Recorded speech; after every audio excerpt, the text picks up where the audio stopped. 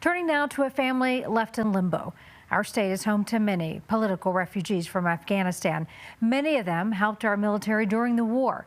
President Trump has now halted the refugee resettlement program, saying refugees are straining the communities that take them in, and a pause needs to be in place.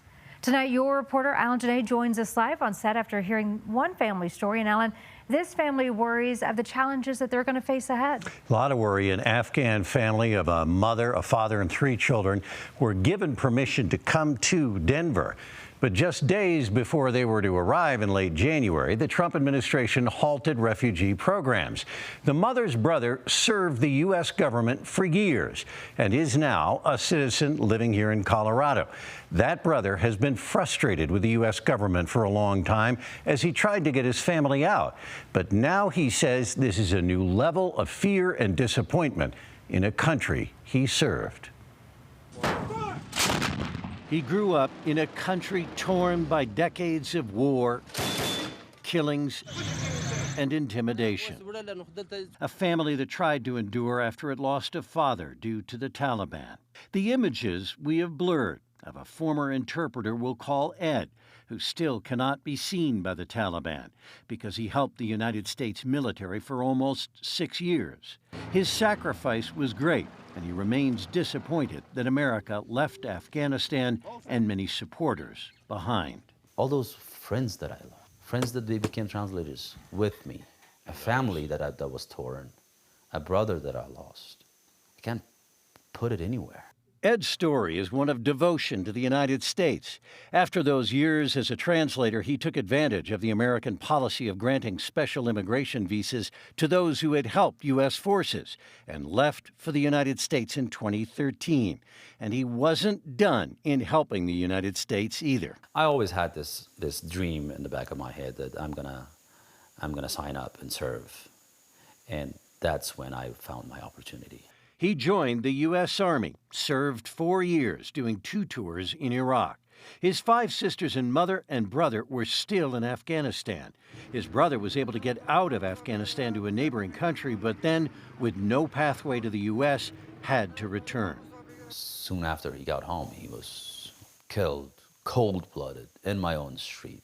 Ed tried repeatedly to get his sisters and mother to America, frustrated often with U.S. and Colorado leaders who didn't answer his pleas.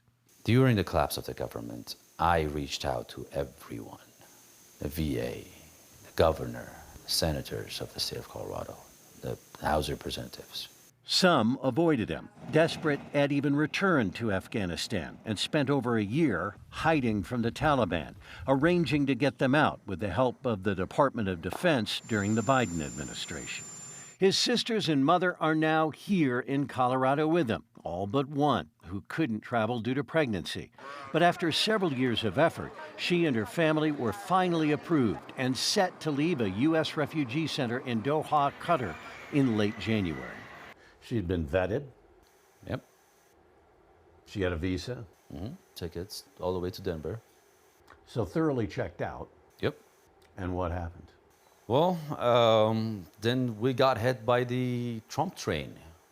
Hard. The Donald Trump Ed voted for. I am a conservative by heart. I'm a registered Republican in the state of Colorado. His view of the Trump administration has hardened. I am a she. I am. He's supposed to have our backs. The Trump administration's shutting down of refugee arrivals and stop orders for agencies and nonprofits using federal money to help them means there is no path for Ed's sister and family. They may have to return to Afghanistan. There's no way for her to go back. We know it's a death trap. They'd be looking for her because of you. Yeah. And what you did for America. Exactly. His hopes for them are simple to understand, he believes. At the end of the day, what we all want is to have our families with us, to have our loved ones around us. To have them safe in a country that has been his dream, but one that has let him down. America is getting scary, but I'll fight.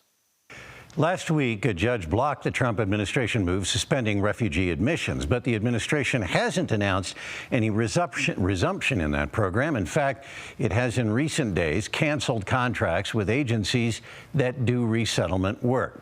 Ed paid many thousands to help his sister and her family file for a visa, money he figures he won't be getting back. In spite of all that's happened, though, he is not done serving the United States.